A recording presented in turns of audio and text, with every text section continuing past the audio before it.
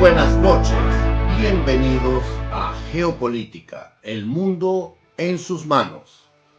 Estamos bien contentos, ya cumplimos un mes, esta es nuestra quinta edición, es decir, nuestra quinta semana, y pues el recibimiento de ustedes ha sido maravilloso. Queremos agradecerles por ese recibimiento que ustedes nos están dando. Recuerden darle like a la pantalla. Recuerden que nosotros pues necesitamos esos likes para poder continuar llevándoles el mundo en sus manos. Los invitamos a compartir este programa, ya que este programa lleva un porte también académico y pues estamos abiertos a conversar, a poder transmitirle pues lo que usted necesite. Queremos felicitar a la gente de Gerencia Política que se encuentran en Houston, Texas. El señor René Núñez, esta semana, el día martes, nos entrevistaron, pues vieron nuestro programa Geopolítica y nos entrevistaron, pues viendo que nuestro programa informaba muchísimo y la entrevista fue si Trump era la salvación para Venezuela. Los invito a ver esto, seguir la página de Gerencia Política del señor René Núñez, para que vean nuestra entrevista allí. Y pues quedó muy interesante esa entrevista, de verdad que esa entrevista fue un conversatorio interesantísimo. Un saludo a Edwin, a Carlos, a todos los que estaban allí en esa entrevista pues. Para esta semana tenemos el libro que vamos a recomendar, La Gran Estafa. La Gran Estafa. Penetración del Kremlin en Latinoamérica. Este libro es de Eudosio Rabines. Recuerden que estamos invitando a los autores a que nos envíen sus libros, por supuesto con tiempo, para que nosotros podamos comentarlos acá en este programa. Este libro es bien interesante. Este libro, yo no conozco al autor, estamos tomando libros que hablan pues de los males que ha traído el comunismo a las distintas sociedades, y por eso los invitamos pues a que nos traigan sus libros, nos envíenlos para nosotros comentarlos acá y podemos en algunos programas abrir una discusión sobre cada libro. Me gustaría en algún momento poder hacer unas ediciones especiales del programa para que discutamos los libros. Aquí este libro es La hora en que golpea sobre la cabeza de los hombres libres y contra la esperanza de los que aspiran a serlo. El peligro concreto de una esclavitud de tipo totalitario se convierte en cómplice cualquier silencio sobre la gran estafa, sobre sus instrumentos, sobre sus máscaras y sobre sus métodos de subversión cuando arriban a la playa de este hemisferio. El designio de transformar a sus pueblos en la misma papilla sanguinolenta en que se ha convertido a miles y miles de chinos, de coreanos, de indochinos en los campos de batallas, y a millones de rusos y de europeos en los campos de concentración más vastos y crueles de la historia universal. Se vuelve imperativo entregar un testimonio veraz del que da fe cumplida una larga, dolorosa y desesperada experiencia que pueda ayudar a extender con lucidez el sistema y el contenido, ya que no es dable hablar de ética, no es dable hablar de ética. Del espíritu que pretende subyugarnos, proclamando sin embargo que vienen a liberar estos pueblos del yugo del imperialismo. Este libro no es un alegato, solo quiere ser un testimonio. Bueno, es bien interesante, tomé esta parte del prólogo, los invito pues a que lo lean y recuerden, la izquierda ha hecho todo lo que ha hecho es porque lo hemos dejado. Como decía Gandhi, no nos han quitado nada, todo lo que no tenemos hoy es que lo hemos cedido. Entonces por eso los invito, se acabó de estar cediendo, dando cheques en blanco en las distintas sociedades latinoamericanas y norteamericanas. Vamos a saber quiénes son los líderes que tratan de gobernarnos, vamos a enterarnos, vamos a investigar para que no pase, esta historia no se repita, ya que la historia del comunismo se ha repetido una y otra vez. Parece que en la humanidad, pues el único animal que tropieza 2 veces con la misma piedra somos nosotros los hombres. Y esto pasa ¿por qué?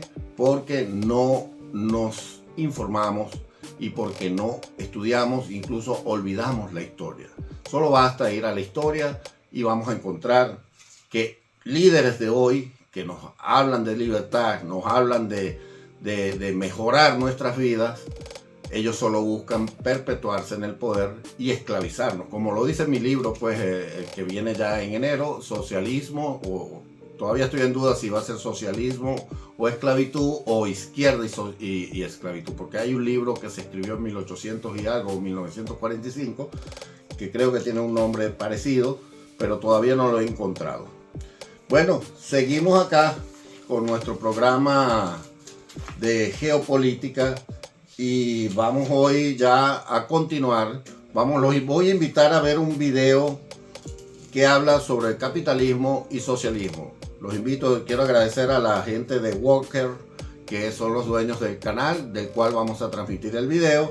Es un video bien educativo, vamos a transmitir solo 3 minutos, un video más largo, pero vamos a transmitir solo 3 minutos. Bueno, con ustedes el video a continuación. En este video veremos por qué el capitalismo es más justo que el socialismo y cuáles son sus ventajas. Socialismo y capitalismo. Ambos sistemas son maneras de cómo llevar un país adelante, y las principales diferencias entre el capitalismo y el socialismo giran en torno al papel del gobierno y a la libertad económica. En el capitalismo se respeta la propiedad privada. El gobierno trata de intervenir poco en la economía y cada uno cosecha los frutos de su trabajo. O sea que si producís más, tú vas a tener más. Si producís menos, vas a tener menos. Por otra parte, en el socialismo hay una completa intervención del Estado, redistribuyendo todo lo que generan los individuos, eliminando así la competencia y tratando de eliminar también las clases sociales. La libertad de decisión de cada individuo es mucho más limitada, ya que el gobierno interviene en casi todo. Los defensores de ambos sistemas culpan al otro de generar muchísima pobreza. Y si miramos los números, ¿qué sistema realmente es el que empobrece a las personas? Y la otra pregunta sería, ¿cuál de los dos sistemas es más justo? En la historia de la humanidad, el humano siempre ha sido pobre. Su condición natural era la pobreza. Si el ganado se enfermaba, venía una hambruna y mataba a muchísima gente. O sea, se vivía con lo mínimo y con lo justo. Y si miramos para atrás, hasta hace poquito, hace un poquito más de 200 años, el 95% de la población mundial vivía en extrema pobreza. Hace apenas 200 años, un poquito más. Hasta que en el siglo XIX, en 1800 y pico, apareció el capitalismo moderno y trajo consigo a la revolución industrial. La consecuencia, bueno, pasamos de tener un 95% de pobreza extrema a que solo el 5% de la población mundial esté en pobreza extrema. Algo que hasta el momento no se había podido hacer en la historia entera de la humanidad. Ahora vamos a ver un poco cómo piensan las personas de cada lado. El pensamiento del socialista es que el ser humano es bondadoso por naturaleza. El dinero, el afán de poder y de acumulación lo corrompen. De ahí que los partidarios de este tipo de sistemas piensen que gran parte de los males de nuestro mundo se pueden resolver eliminando aquellas cosas que nos corrompen, como el dinero y el poder. Por el contrario, el capitalista piensa que el ser humano no es tan bueno como dicen los socialistas, sino que el ser humano por naturaleza va a velar por sus propios intereses. Y dado que por naturaleza mira su propio interés, no sería productivo si no tiene un incentivo para trabajar. Y ahora yo les pregunto a ustedes, ¿no les parece que nos preocupa más un incentivo propio individual y el de nuestra familia que el de otras personas? Sí, el humano por naturaleza es así. Si yo junto dinero para comprarme un auto para mí, para mi familia, yo voy a juntar dinero y ese auto no se lo voy a regalar a cualquier persona porque si no, me lo voy a quedar yo porque yo junté el dinero y yo quiero tener ese auto para mí, para mi familia. Es lo lógico. Y como yo siembro los frutos de lo que cosecho, voy a tener un interés mayor por trabajar y salir adelante. Pero ¿qué pasa si cortamos todos los incentivos? ¿Qué pasa si el que trabaja más no gana un peso extra, no gana más que nada? Todo, por más que trabajes el triple, lo tuyo se va a repartir entre todos y vas a ganar lo mismo. Los resultados es que la producción del país o del mundo entero disminuiría. Sin duda tendríamos menos, viviríamos con menos y habría más pobreza. Bueno, continuamos con nuestro programa Geopolítica, el mundo en sus manos. Vamos a después de este video, bueno, espero que yo sé que todas las personas que ven ahí, estuve revisando las estadísticas, este programa lo están viendo personas entre 45 años en adelante y es donde se encuentra el mayor capital intelectual de la sociedad.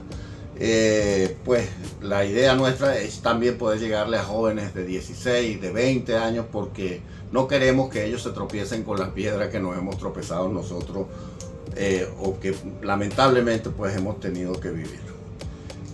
Vamos a otra sección que voy a comenzar, que es la parte tecnológica, la geotecnología, porque la geo es todo lo que puede ser geotecnología, geoeconomía, y eso es lo que vamos a tratar en este programa, todas estas cosas.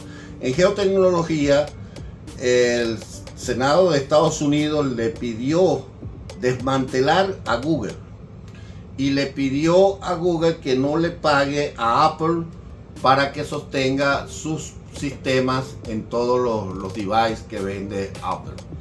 Esto es en vista pues por la misma ley de antimonopolio que se está pidiendo esto, y así evitar de que sea un sistema que se universalice y pues tenga el control de todos. Ya sabemos que el control de todo, el monopolio no es capitalismo, el monopolio es perjudicial para las sociedades. En mi país hubo mucho monopolio, y ese monopolio lo quisieron confundir con capitalismo, y no fue un monopolio de Estado. Bueno, había parte de Estado, pero fue un monopolio comercial donde pocas empresas tenían el control de toda la sociedad, tanto en lo económico como en lo comunicacional, en lo educativo, pues en todo lo que se pudieron coger, pues hasta los sindicatos. Y esto, por supuesto, que se hicieron dueños también de los partidos políticos, y esto es muy peligroso para una sociedad. Tenemos acá en geoeconomía, pues se prevé inflación en Europa. Inflación en Europa debido a que pues no se sabe si el invierno que viene va a ser un invierno muy feroz. Y esto está trayendo en los distintos gobiernos una alarma, porque si sube el valor del gas, y por supuesto que está subiendo con los acontecimientos que estamos viendo en Ucrania, que ya vamos a tratar de ellos, se prevé una inflación en Europa. También se prevé una inflación para el presidente Trump, bueno, para los que vivimos en los Estados Unidos. Esto a razón también pues del valor del petróleo, por la guerra en el Medio Oriente, la misma guerra de Ucrania, y también están previendo una crisis inmobiliaria. Esto lo podemos revisar vamos a ver a quién podemos invitar que nos hable de esto, porque no es mi área, pero me gustaría que lo tratáramos, porque la parte inmobiliaria es la que mueve la economía americana. Vamos a entrar pues ya a geopolítica como tal. La geopolítica. Ucrania dispara misiles de largo alcance americanos. Les voy a explicar. Ucrania tenía misiles, y todavía le quedan algunos misiles de alcance más o menos de 40-50 millas. Cuando se dice que Ucrania está atacando territorio ruso, eso no es bien así. Yo creo que hay una manipulación por parte de la media, porque Ucrania está pidiendo los misiles que ahora fueron autorizados por el presidente Biden, que tienen un alcance de 180 a 190 millas. Esto aproximadamente son casi unos 280 kilómetros. Ucrania lo que está queriendo es atacar hasta las vías del tren, que es el tren transiberiano, que es el que está trayendo todo el suministro, incluso que viene de Corea del Norte, perdón. Y este tren llega hasta territorio ucraniano. Y Ucrania quiere tocar las bases o los aeropuertos que se encuentran ya establecidos en territorio invadido ucraniano. Por eso es que hay una manipulación, es decir, podría tener un alcance hasta las afueras de Moscú, sí, claro, pero lo que se interpreta o lo que quiere Ucrania, y aquí voy a dar mi análisis, mi humilde análisis. Yo creo que lo que está pasando es que entre el presidente Trump y el presidente Biden se pusieron de acuerdo por primera vez y dijeron: vamos a autorizar a Ucrania a que utilice estos misiles de 190 millas de alcance para que Ucrania pueda recuperar más territorio, ya que si Ucrania se sienta a un proceso de negociación hoy, Ucrania va a perder el Donbass, ya recuerden que no tiene Crimea, entonces va a perder más o menos un tercio de su territorio. Rusia solo dijo que podía salirse de 2 territorios pequeños porque, perdón, estos territorios no les interesaban a Rusia. Entonces, ¿qué es lo que se está buscando? Que Ucrania pueda tomar una mejor posición en estos 2 meses que quedan para que tome mando el presidente Trump, que viene con una intención de un proceso de negociación, y entonces Ucrania avance a la toma de más territorio, recuperar territorio, no está invadiendo a Rusia, simplemente está recuperando su territorio para que entonces se pueda sentar en la mesa de negociación con un mejor escenario para Ucrania. ¿Qué quiere decir esto? Pues que Ucrania pueda recuperar parte del territorio invadido por Rusia. Porque eso no tiene otro. Recuerden que Rusia ha violado el derecho internacional como le ha dado la gana, y la comunidad internacional, pues, prácticamente ahorita el ganador de la guerra, si se sentaran hoy, va a ser Rusia, porque pues tomó un tercio del territorio ucraniano. Entonces no hemos visto al presidente Trump dando declaraciones hasta el momento en la cual nos dice a nosotros que el presidente Trump está de acuerdo con la estrategia que está haciendo el presidente Biden. A muchos le parece a destiempo, pero bueno, para entrar en un proceso de negociación, a veces para negociar hay que buscar una mejor posición y es lo que está buscando Ucrania en este momento. También Ucrania dice interceptó 6 misiles cruceros y dice que Rusia lanzó un misil intercontinental desde Astranka. Eso lo informó el gobierno de Ucrania, de que acuerden que Rusia está amenazando con el uso de armas nucleares, y es la misma amenaza que hace el dictador de Corea del Norte, y lo que hace el dictador de China, y lo que hace los mismos teócratas de Irán, es amenazar con destruir al mundo.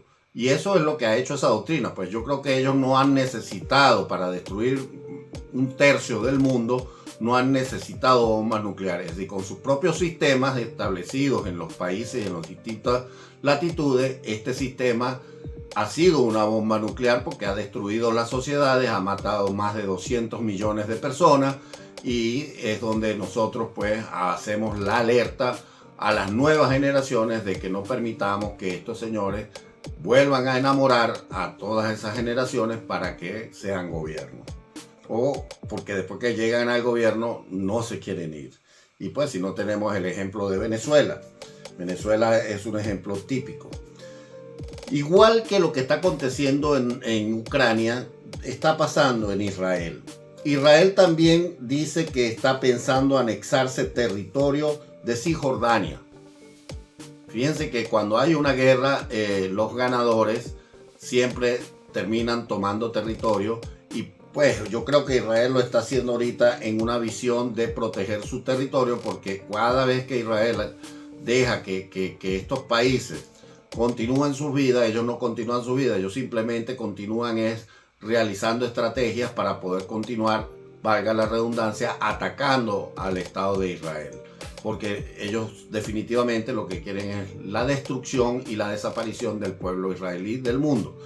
Y es donde nosotros decimos, tanto cristianos como judíos, es decir, hoy están atacando a los judíos, mañana atacarán a los cristianos, y después y así irán con los hindúes, y pues ellos quedarán o quieren quedar como la única religión, ya que ellos necesitan que para que venga su Mesías todo el mundo esté convertido al Islam.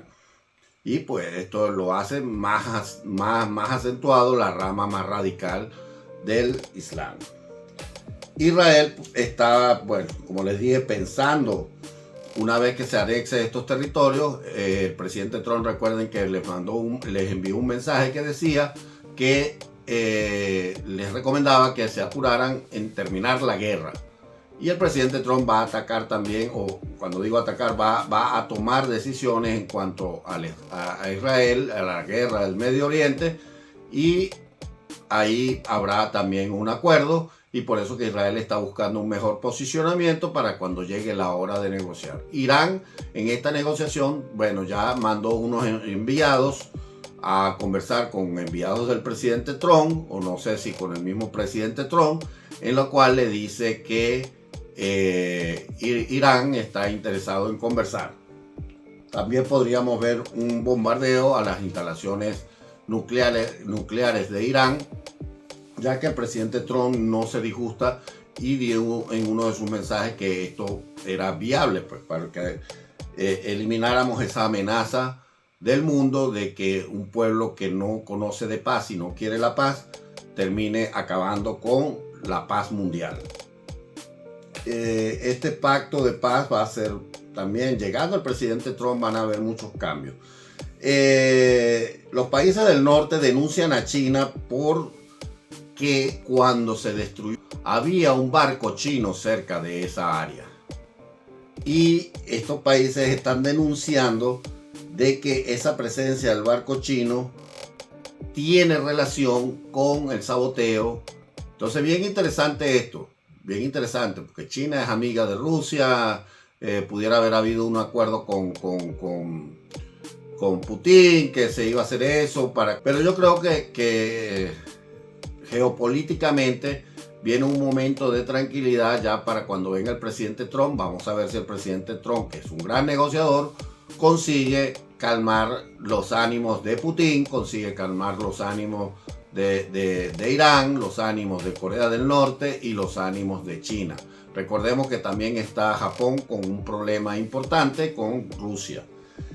Hoy también teníamos aquí, le vamos a dejar un pequeño video para que lo vean, que pertenece al canal AJ Español. Es un video sobre explica un poco en 3 minutos lo que es el conflicto de Sudán, que este conflicto y muchos otros conflictos en África están siendo promocionados por Rusia, y esta es la intención de nuestro programa, mostrarles a ustedes que nada en el mundo acontece por sí solo. Siempre está patrocinado. Las cosas malas que pasan en el mundo están patrocinadas siempre por Rusia, por China, por Irán, por Corea del Norte. Y eso es lo que queremos mostrarles. No es que seamos radicales en decir de que nosotros no queremos al comunismo solamente porque no lo queremos. Es decir, no lo queremos porque es una fuerza que se alía con todas las malas fuerzas que hay en el mundo para la destrucción de la vida occidental tal y cual como la conocemos. Entonces, los invito a ver. ¿Sabes qué está pasando en Sudán? El país africano lleva más de 9 meses en un conflicto armado que ha obligado a más de 7.5 millones de personas a desplazarse. Es una nación que ha sufrido varios golpes de estado desde hace 60 años. Pero ¿cómo se originó esta guerra civil y cuál es la situación actual en Sudán? Acá te hacemos un breve recuento. Ojo, la situación de Sudán y el continente africano es muy compleja. En este video abordaremos el conflicto de forma muy general. Si quieres que hagamos más videos sobre crisis humanitarias en África y migración africana, comenta abajo. Y no olvides suscribirte a nuestro canal. Primero, un poco de contexto sobre Sudán. Sudán es un país de más de 46 millones de habitantes ubicado en la región del África subsahariana, donde se encuentran varios países con algunas de las mayores emergencias humanitarias existentes. Desde abril de 2023, el país se encuentra en guerra, lo que ha ocasionado más de 12.000 muertos y más de 33.000 heridos. Pero, ¿cómo se originó el conflicto? El 15 de abril de 2023 se desataron varios enfrentamientos entre las Fuerzas Armadas sudanesas y las Fuerzas de Apoyo Rápido en Jartum, la capital de Sudán. Las Fuerzas Armadas son unidades del ejército leales a Abdel Fattah al-Burhan, jefe del Consejo Soberano de Sudán, que gobierna el país, mientras las Fuerzas de Apoyo Rápido son un grupo paramilitar rebelde dirigido por el general Mohamed Hamdan Hemeti Dagalo, jefe adjunto del Consejo.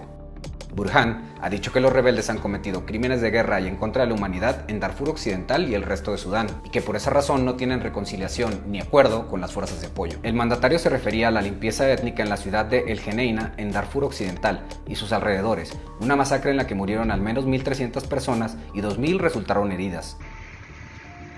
Estas atrocidades son parte de una campaña más amplia de las fuerzas de apoyo y sus milicias aliadas para erradicar a la tribu no árabe Masalid, según activistas y sobrevivientes de la masacre.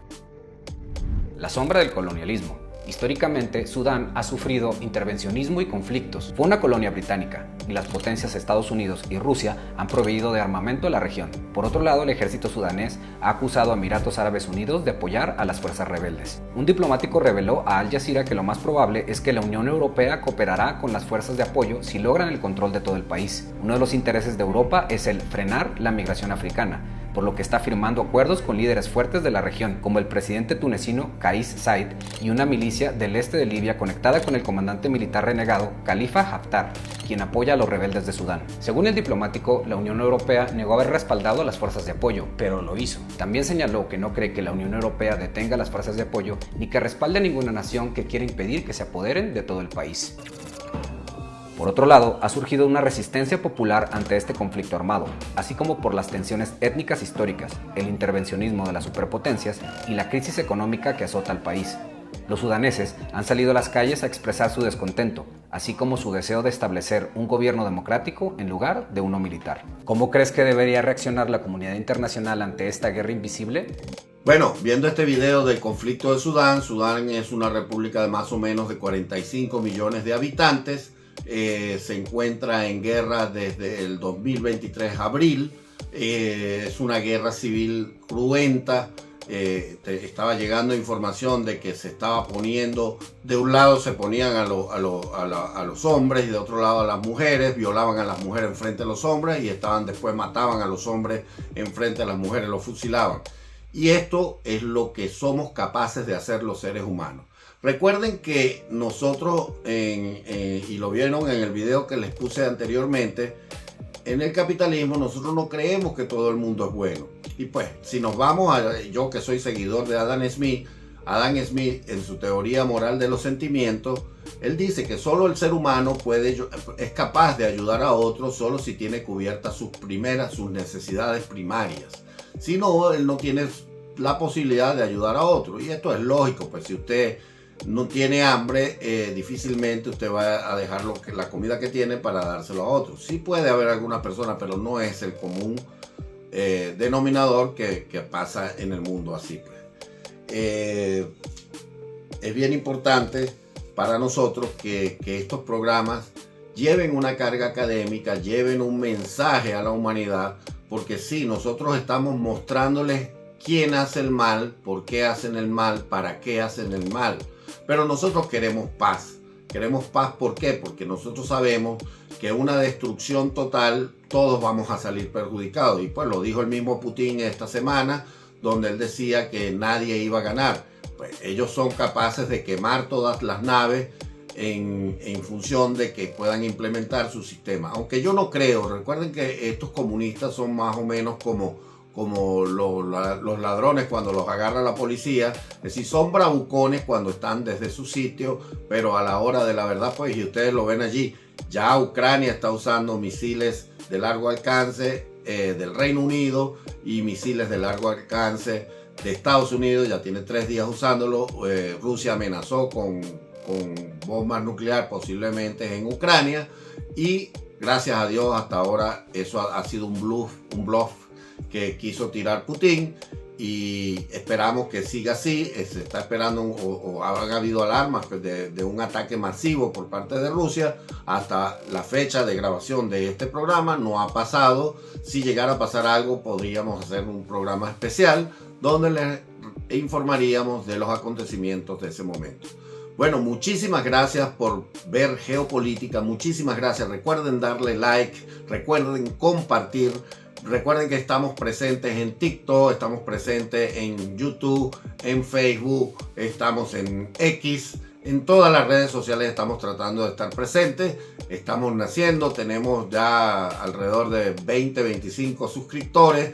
Es poquito, sí, pero yo estoy acostumbrado a hacer las cosas desde abajo. Cuando uno construye desde abajo es mucho más bonito que construir o mucha gente pues le gusta hacer las cosas ya con todo hecho, ¿no? Aquí Geopolítica, ustedes se recordarán de este programa, así como le dijimos cuál iba a ser el resultado de las elecciones de los Estados Unidos y que recordaran ese número. Bueno, hoy tenemos 25 suscriptores. Próximamente, pronto, Dios mediante, no sé en cuánto tiempo, pero sí estamos trabajando para que sea muy rápido, tendremos ya 1 millón de suscriptores. Esa es la meta que nos pusimos y Dios mediante la vamos a conseguir. Muchísimas gracias y hasta el próximo jueves.